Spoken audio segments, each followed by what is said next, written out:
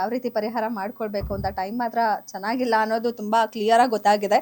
So ಏನ್ ಪರಿಹಾರ ಮಾಡ್ಕೊಳ್ಬೇಕು ಅಂತ ತಿಳಿಸ್ಕೊಡೋದಾದ್ರೆ ನೋಡಿ, ತುಲಾರಾಶಿ ಅಂತ ಬಂದಾಗ ಶುಕ್ರ ಅಧಿಪತಿ ಶುಕ್ರ ಆಗಿರ್ತಾನೆ. ಪಾಪ ಅವ್ರಿಗೆ ಗುರು ಅಂತೂ ಸಪೋರ್ಟ್ ಮಾಡಲ್ಲ. ಹಾಗಾಗಿ ನಾನು ಕೊಡೋ ಅಂತ ಕೆಲವೊಂದು ಸ್ಟೋನ್ಸ್ಗಳು, ಯಾಕಂದ್ರೆ ಅದಕ್ಕೆ ಅಂತಾನೆ ತುಲಾರಾಶಿ ಅವ್ರಿಗೆ ಅಂತಾನೆ ಬಹಳಷ್ಟು ನೋಡಿ ಬರ್ತಾ ಇದೆ ಸ್ಟೋನ್ಸ್. ಈ ಒಂದು ಸ್ಟೋನ್ ಅನ್ನ ನಾನು ನಿಮ್ಗೆ ಕೊಡ್ತಾ ಹೋಗ್ತೀನಿ. ಅದನ್ನ ಎಲ್ಲಿ ಇಟ್ಕೋಬೇಕು ಅನ್ನೋದು ಇಂಪಾರ್ಟೆಂಟು. ಯಾವ ದಿನ ಉಪಯೋಗಿಸ್ಕೋಬೇಕು, ಯಾವ ಟೈಮಲ್ಲಿ ಅದನ್ನ ಪಾಸಿಟಿವ್ ಮಾಡ್ಕೊಳ್ಬೇಕು ಅನ್ನೋದು ಇಂಪಾರ್ಟೆಂಟ್ ಆಗಿರುತ್ತೆ.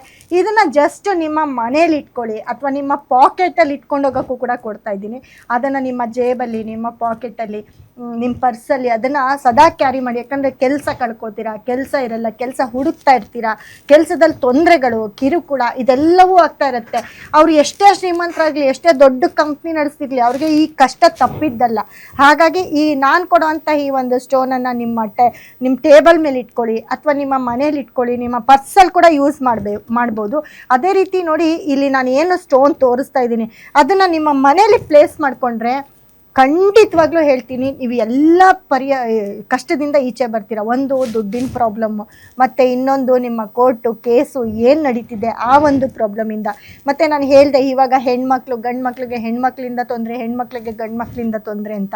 ಸೊ ಇದೆಲ್ಲವೂ ಕೂಡ ತುಲಾರಾಶಿಯವ್ರಿಗೆ ಮುಖ್ಯವಾಗಿ ಏನಪ್ಪ ಅಂತಂದರೆ ಇದೆಲ್ಲ ಸ್ಟೋನನ್ನು ಇಟ್ಕೊಂಡಾಗ ಪರಿಹಾರ ಆಗುತ್ತೆ. ಬಟ್ ಒಂದು ಇಂಪಾರ್ಟೆಂಟ್ ಅಂದರೆ ಯಾವ ಜಾಗದಲ್ಲಿ ಪ್ಲೇಸ್ ಮಾಡ್ಕೊಳ್ಬೇಕು ಅಂತ. ಆ ಜಾಗನ ಪರ್ಟಿಕ್ಯುಲರ್ ನಾನು ಹೇಳ್ತೀನಿ ನಿಮಗೆ. ಆ ಜಾಗದಲ್ಲಿ ಇಟ್ಕೊಳ್ಳಿ.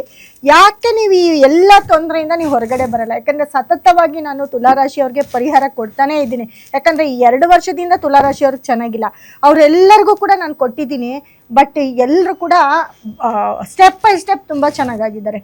ಅವರು ಮತ್ತೆ ರಿವ್ಯೂ ಕೊಟ್ಟಿದ್ದಾರೆ, ಕಾಲ್ ಮಾಡಿ, ಇಲ್ಲ ಮೇಡಮ್ ಸರಿ ಹೋಗಿದೆ, ಪರವಾಗಿಲ್ಲ ಮೇಡಮ್, ನಾವು ಹೆಂಗೋ ಮುಂದಕ್ಕೆ ಹೋಗ್ತಿದ್ವಿ, ತುಂಬ ನಮಗೆ ಜೀವನನೇ ಬೇಡ ಅಂತ ಬಂದಿರೋರು ಇದ್ದಾರೆ ನಮ್ಮ ಹತ್ರ ತುಲಾರಾಶಿಯವರು.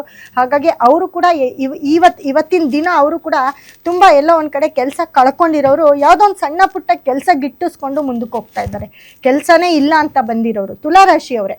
ಹಾಗಾಗಿ ನಮ್ಮಲ್ಲಿ ಸಿಕ್ಕುವಂತಹ, ಅದರಲ್ಲೂ ತುಲಾರಾಶಿಗೆ ಎಕ್ಸ್ಪೆಷಲಿ, ಯಾಕಂದರೆ ಒಂದಲ್ಲ 10 ಪ್ರಾಬ್ಲಮ್, ಈ 10 ಪ್ರಾಬ್ಲಮ್ಗೂ ಕೂಡ ಸರಿ ಮಾಡಿ ನಾನು ಸ್ಟೋನನ್ನು ಕೊಡ್ತಾ ಇದ್ದೀನಿ. ಈ ಸ್ಟೋನನ್ನು ನಿಮ್ಮ ಮನೇಲಿ ಇಟ್ಕೊಳ್ಳಿ, ಖಂಡಿತ ನಿಮ್ಗೆ ಒಳ್ಳೇದಾಗತ್ತೆ. ಮತ್ತು ಇನ್ನೊಂದು ಏನಪ್ಪ ಅಂತಂದರೆ, ತುಲಾರಾಶಿಗೆ ನೋಡಿ ಶುಕ್ರನೇ ಅಧಿಪತಿ. ಆಲ್ಮೋಸ್ಟು ಎಲ್ಲರಿಗೂ ಒಂದೊಂದು ದಿಕ್ಕಿರುತ್ತೆ, ಎಲ್ಲರಿಗೂ ಒಂದೊಂದು ಪ್ಲೇಸ್ ಅಂತ ಇರುತ್ತೆ. ಆದರೆ ತುಲಾರಾಶಿ ಅವ್ರಿಗೆ ತುಂಬ ಫೇವ್ರೆಟ್ ಜಾಗ ಯಾವ್ದು ಗೊತ್ತಾ? ನಿಮ್ಮ ಅಡುಗೆ ಮನೆ. ನಿಮ್ಮ ಅಡುಗೆ ಮನೆಯಲ್ಲಿ ಶುಕ್ರ ವಾಸಿಸ್ತಾ ಇರ್ತಾನೆ. ಯಾರೆಲ್ಲ ತುಲಾರಾಶಿಯವ್ರು ಇರ್ತೀರಾ, ಯಾರೆಲ್ಲ ಈ ಪ್ರಾಬ್ಲಮಲ್ಲಿ ಇರ್ತೀರಾ, ತುಲಾರಾಶಿಯವರು ಅಡುಗೆ ಮನೆಯಲ್ಲಿ ಕಿತ್ತಾಡೋದನ್ನು ಬಿಡಬೇಕು. ನೋಡಿ, ತುಲಾರಾಶಿಯವರು ಯಾರಾದರೂ 1-2-3 ಜನ ಮನೇಲಿ ಇದ್ದುಬಿಟ್ರೆ ಅಡುಗೆ ಮನೆ ಧ್ವಂಸನೇ. ಅಂದರೆ ಈ ಬೆಳಗ್ಗೆ ಎದ್ದಾಗಿಂದ ರಾತ್ರಿ ಹೊತ್ತಿಗೂ ಅಡುಗೆ ಮನೇಲಿ ಜಗಳ. ಯಾಕಪ್ಪ ಈ ಅಡುಗೆ ಮನೆಗೆ ಹೋಗ್ತೀವಿ ಅನಿಸ್ಬಿಡುತ್ತೆ. ಕೊನೆಗೆ ಒಂದೊಂದು ದಿನ ಊಟನೂ ಇರಲ್ಲ, ಅಡುಗೆನೂ ಇರಲ್ಲ. ತುಲಾರಾಶಿಯವ್ರ ಮನೇಲಿ ಇದೆಲ್ಲ ನಡೆದಿದೆ, ಕೂಡ ನಡೀತಾ ಇರುತ್ತೆ. ಸೊ ತುಲಾರಾಶಿಯವರು ದಿನಕ್ಕೆ 1 ಸತಿ ಆದರೂ ನಿಮ್ಮ ಅಡುಗೆ ಮನೆಯಲ್ಲಿ ಕುತ್ಕೊಂಡು ಊಟ ಮಾಡಿ. ಯಾಕಂದರೆ ನಿಮ್ಮ ರಾಶಿಯಾಧಿಪತಿ ಶುಕ್ರ ಇರೋದೇ ಅಗ್ನಿ ಮೂಲೆಯಲ್ಲಿ, ಅಂದರೆ ನಿಮ್ಮ ಅಡುಗೆ ಮನೆಯಲ್ಲಿ ವಾಸಿಸ್ತಾನೆ. ಹಾಗಾಗಿ ಅವನ ದಿಕ್ಕು, ಅವನ ಒಂದು ಜಾಗ ಅದು ತುಂಬ ಫೇವ್ರೆಟ್ ಜಾಗ. ನೀವು ಅಲ್ಲಿ ಕುತ್ಕೊಂಡು ಅಚ್ಚುಕಟ್ಟಾಗಿ ಒಂದು ಟೈಮು, ನೀವೆಷ್ಟೇ ಕೋಟ್ಯಾಧಿಪತಿಯಾಗಿ ನೀವು ಹೇಗೆ ಇರಿ, ಒಂದು ಟೈಮು ನಿಮ್ಮ ಅಡುಗೆ ಮನೇಲಿ ಕುತ್ಕೊಂಡು 1-2 ತುತ್ತು ಊಟ ಮಾಡಿದ್ರೆ ಶುಕ್ರ ಆಕ್ಟಿವೇಟ್ ಆಗ್ತಾನೆ. ಅಲ್ಲಿ ನಿಮಗೆ ಎಲ್ಲೋ ಒಂದು ಕಡೆ, ಯಾಕಂದ್ರೆ ಅವನಿಗೆ ಸಂತೋಷ ಆಗಬೇಕು. ಶುಕ್ರ ಅಂದ್ರೆ ಲಕ್ಸುರಿ. ನೀವೆಲ್ಲೋ ಬೆಡ್ ಮೇಲೆ ಕೂತ್ಕೊಂಡು, ನೀವೆಲ್ಲೋ ಟೇಬಲ್ ಮೇಲೆ ಕೂತ್ಕೊಂಡು ಊಟ ಮಾಡಿಬಿಟ್ರೆ ಅವನ್ನ ಮರ್ತಂಗೆ. ಅಂದರೆ ಆ ಲಕ್ಸುರಿ ಬಂದಾಗ ನೀವು ಆ ಸ್ಥಾನನ ಮರಿತೀರ. ಹಾಗಾಗಿ ಅಡುಗೆ ಮನೇಲಿ ಕೂತ್ಕೊಂಡು ಊಟ ಮಾಡಿ, ಖಂಡಿತ ನೋಡಿ, ಸತತ ಇದು 1 ತಿಂಗಳು ಮಾಡ್ತಾ ಬನ್ನಿ.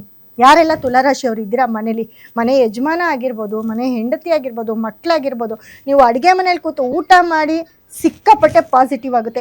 ಇದು ಸಿಂಪಲ್ ಟಿಪ್ಸ್, ಇದನ್ನು ನಿಮ್ಮ ಮನೇಲೇ ಮಾಡ್ಕೊಳ್ಳೋವಂಥದ್ದು. ಯಾಕಂದರೆ ನಿಮಗೆ ಶುಕ್ರ ಇರೋದಲ್ಲೇನೆ. ಮತ್ತು ಮಹಾಲಕ್ಷ್ಮಿ ಸ್ತೋತ್ರ, ಯಾಕಂದರೆ ಶುಕ್ರ ಅಂದ್ರೇ ದುಡ್ಡು, ಕಾಸು, ಬೆಳ್ಳಿ ಅಂತ ಹೇಳ್ತೀವಿ. ನಿಮ್ಮ ಮನೆಯಲ್ಲಿ ಸದಾ ಮಹಾಲಕ್ಷ್ಮಿಯ ಒಂದು ಸ್ತೋತ್ರವನ್ನು ಹಾಕಿ. ತುಲಾರಾಶಿಯವ್ರಿಗೆ ಟೈಮ್ ಚೆನ್ನಾಗಿಲ್ಲ, ಹೇಳಿದ ತಕ್ಷಣ ಆ ದೇವಸ್ಥಾನ ಈ ದೇವಸ್ಥಾನ ಹೋಗ್ತೀರಾ, ಎಲ್ಲೂ ಬೇಡ ರೀ. ನಿಮ್ಮ ಮನೆಯಲ್ಲಿ ಬೆಳಗ್ಗೆ ಸಂಜೆ ಅದನ್ನು ಇವಾಗ ಯೂಟ್ಯೂಬ್ ಹೊಡೆದ್ರೆ ಎಂಥದ್ದು ಬೇಕಾದರೂ ಬರುತ್ತೆ. ಆ ಒಂದು ಸ್ತೋತ್ರ, ಮಹಾಲಕ್ಷ್ಮಿ ಅಷ್ಟೋತ್ತರವನ್ನು ಕೇಳೋಕ್ಕೆ ಸ್ಟಾರ್ಟ್ ಮಾಡಿ. ಇದು ಖಂಡಿತ ನಿಮಗೆ, ಇದು 1 ತಿಂಗಳು ಮಾಡಿ, ನಿಮ್ಗೆ ಖಂಡಿತ ನೀವು ತುಲಾರಾಶಿಯವರು ಎಲ್ಲೋ ಒಂದು ಕಡೆ ನೀವು ಏನೇನು ಕಷ್ಟ ಇರುತ್ತೆ ಅದರಿಂದ ಹೊರಗಡೆ ಬರ್ತೀರಾ. ಮತ್ತು ತುಲಾರಾಶಿಯವ್ರಿಗೆ ಮುಖ್ಯವಾಗಿ ಏನಪ್ಪ ಅಂತಂದರೆ, ಶುಕ್ರ ಅಂತ ಬಂದಾಗ ನೋಡಿ, ಹಸು, ಕರು, ಈ ನವಿಲು, ಹಂಸ ಇದೆಲ್ಲವೂ ಕೂಡ ನಿಮಗೆ ಶುಕ್ರನಿಗೆ ಸಂಬಂಧಪಡುತ್ತೆ. ಸೊ ಹಾಗಾಗಿ ನೀವೆಲ್ಲೋ ಒಂದು ಕಡೆ ಈ ನವಿಲ್ ಗರಿಯನ್ನು ತಂದು ಮನೇಲಿ ಇಟ್ಕೊಳ್ಳೋ ಅಂಥದ್ದು, ಅಥವಾ ಈ ಹಂಸದ ಒಂದು ಐಡಲ್ ಏನು ಬರುತ್ತೆ ಅದನ್ನು ತಂದು ಮನೇಲಿ ಇಟ್ಕೊಳ್ಳೋ ಅಂಥದ್ದು, ಇದನ್ನು ಮಾಡಿ ತುಲಾರಾಶಿಯವರು. ಖಂಡಿತ ನಿಮ್ಮ ಮನೇಲಿ ನಿಮಗೆ ಗೊತ್ತಿಲ್ಲದಂಗೆ ನಿಮ್ಮ ಮನೇಲಿ ವೈಬ್ರೇಷನ್ ಸ್ಟಾರ್ಟ್ ಆಗ್ತಾ ಹೋಗುತ್ತೆ. ಮತ್ತು ಹಸು, ಕರು ಇರುತ್ತೆ. ನೀವು ಯಾರಿಗಾದ್ರೂ ಗಿಫ್ಟ್ ಕೊಟ್ಟರು ಕೂಡ ಈ ಹಸು ಮತ್ತು ಕರು ಸೇರ್ತಕ್ಕಂಥದ್ದು ಕೊಟ್ಟಾಗ ಅಲ್ಲಿ ನಿಮಗೆ ಶುಕ್ರ ಆಕ್ಟಿವೇಟ್ ಆಗ್ತಾನೆ. ಅದೇ ರೀತಿ ನೀವು ತಿನ್ಬೇಕಾಗಿರೋ ಹಣ್ಣು ಕೂಡ ಹೇಳ್ತೀನಿ ನಾನು. ನೋಡಿ, ತುಲಾರಾಶಿಯವರು ತುಂಬ ಚೆನ್ನಾಗಿ ನಿಮ್ಮ ಕಷ್ಟ, ನಿಮ್ಮ ನಷ್ಟ ಎಲ್ಲವೂ ನೀವು ಒಂದು ಟೈಮ್ ಊಟ ಇಲ್ದಿದ್ರೂ ಪರವಾಗಿಲ್ಲ, ಬಟ್ ನೀವು ಒಂದು ಟೈಮು ದಿನದಲ್ಲಿ ಒಂದು ಸತಿ ಆದರೂ ಒಂದು ಬಾಳೆಹಣ್ಣನ್ನು ತಿನ್ನಿ, ಅಥವಾ ದ್ರಾಕ್ಷಿ ಅನ್ನೋದ್ರಲ್ಲಿ ಆ ಹಣ್ಣು ತಿಂತಾ ಬರ್ತಾ ಇದ್ರೆ ನಿಮಗೆ ಗೊತ್ತಿಲ್ಲ ನಿಮ್ಗೆ ಶುಕ್ರ ಆಕ್ಟಿವೇಟ್ ಆಗ್ತಾ ಹೋಗ್ತಾನೆ. ಮತ್ತು ಈ ಸೀತಾಫಲ ಹಣ್ಣಿದೆಯಲ್ಲ, ಇದರಲ್ಲಿ ಇದು ಒಂಥರ ಅದರೊಳಗಿರೋ ಬೀಜಗಳೆಲ್ಲ ಒಂಥರ ದುಡ್ಡಿನ ಥರ. ಅದು ಲಕ್ಷ್ಮಿಗೆ ಬಹಳಷ್ಟು, ಶುಕ್ರ ಅಂತ ಬಂದಾಗ ಅದರಲ್ಲೂ ಕೂಡ ಮಹಾಲಕ್ಷ್ಮಿ ವಾಸಿಸ್ತಾಳೆ. ನೀವು ನೋಡಿರಬೇಕು, ವರಮಹಾಲಕ್ಷ್ಮಿ ಹಬ್ಬ ಮಾಡಿದಾಗ ಪ್ರತಿಯೊಬ್ಬರು ಮನೇಲೂ ಅದನ್ನು ಹುಡುಕಿ ತಂದು ಅದನ್ನು ದೇವ್ರ ಮುಂದೆ ಇಡ್ತಾರೆ. ಕೆಲವರೆಲ್ಲ ತುಂಬ ಚೆನ್ನಾಗಿ ಕಾಣಿಸ್ಲಿ ಅಂತ ಇಡ್ಬೋದು, ಬಟ್ ಅದರಲ್ಲಿ ಶುಕ್ರ ಇರ್ತಾನೆ. ಹಾಗಾಗಿ ಅದರಲ್ಲಿ ಲಕ್ಷ್ಮಿ ಕೂಡ ವಾಸಿಸ್ತಾಳೆ. ಶುಕ್ರ ಅಂದ್ರೆ ಲಕ್ಷ್ಮಿ, ಮಹಾಲಕ್ಷ್ಮಿ. ಸೊ ಆ ಸೀತಾಫಲ ಹಣ್ಣನ್ನು ಸಿಕ್ಕಿದ್ರೆ ಬಿಡಬೇಡಿ, ತಿನ್ನಿ, ಮತ್ತು ದಾನವಾಗಿ ಯಾರಿಗಾದರೂ ಕೊಡ್ತಾ ಬನ್ನಿ. ಅಲ್ಲೂ ಕೂಡ ನಿಮ್ಮ ಕಷ್ಟಗಳು ದೂರ ಆಗ್ತಾ ಹೋಗುತ್ತೆ. ಯಾಕಂದರೆ ಯಾವುದ್ಯಾವುದೋ ವಸ್ತುಗಳನ್ನ ಕೊಡೋದಲ್ಲ. ನಾನು ಹೇಳಿದೆ ಇವಾಗ ಹಸು ಕರು ಇರ್ತಕ್ಕಂಥದ್ದು, ಅಥವಾ ಹಸು ಕರುಗೆ ಎಲ್ಲೋ ಒಂದು ಕಡೆ ಊಟ ಕೊಡ್ತಕ್ಕಂಥದ್ದು, ನವಿಲು, ಈ ಹಂಸ, ನವಿಲ್ ಗರಿ ಇವೆಲ್ಲವೂ ಕೂಡ ನಿಮ್ಮ ಮನೇಲಿ ಇಟ್ಕೊಳ್ತಾ ಬನ್ನಿ. ಖಂಡಿತ ತುಲಾರಾಶಿಯವ್ರು ಯಾರ್ಯಾರು ಇದ್ದೀರಾ, ನಿಮ್ಮ ಎಲ್ಲ ಪ್ರಾಬ್ಲಮ್ ಕ್ಲಿಯರ್ ಆಗ್ತಾ ಹೋಗುತ್ತೆ.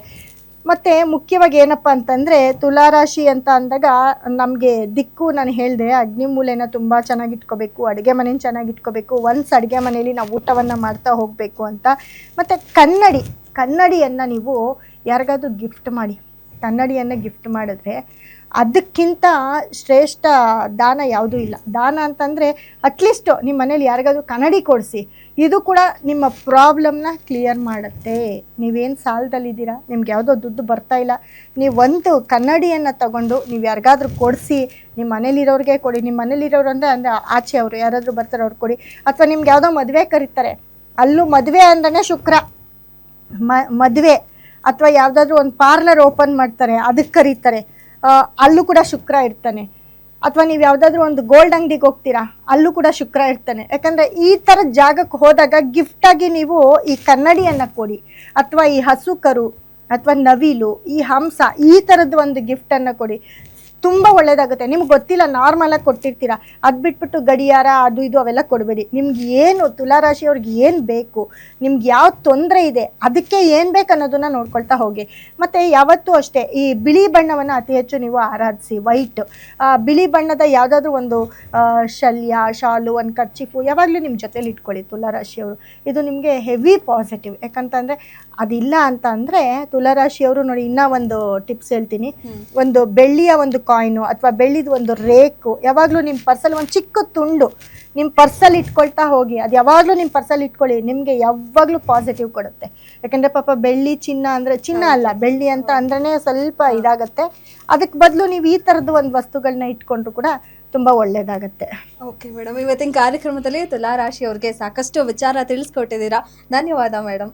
ನೋಡಿ, ಇಷ್ಟೊತ್ತವರೆಗೂ ನನ್ನ ಒಂದು ಕಾರ್ಯಕ್ರಮ ನೋಡಿ ತುಲಾರಾಶಿಯವರೆಲ್ಲ ಬೇಜಾರು ಮಾಡ್ಕೋಬೇಡಿ, ಪರಿಹಾರನೂ ಇದೆ ಅಂತ ಹೇಳ್ತಾ ಇದ್ದೀನಿ. ನಿಮಗೆ ಬರ್ತಕ್ಕಂಥ ಕಷ್ಟ ನಡೀತಾ ಇರೋದನ್ನು ವಾಸ್ತವ್ಯವಾಗಿ ಹೇಳಿದ್ದೀನಿ. ನಿಮಗೆಲ್ಲೋ ದುಡ್ಡು ಬಂದುಬಿಡುತ್ತೆ, ಚೆನ್ನಾಗಾಗುತ್ತೆ ಅಂತ ನಾನು ಹೇಳಲಿಲ್ಲ, ಬಟ್ ಅದಕ್ಕೆ ಪರಿಹಾರ ಕೂಡ ಹೇಳ್ತಾ ಇದ್ದೀನಿ. ಅದನ್ನು ಮಾಡ್ಕೊಳ್ಳಿ.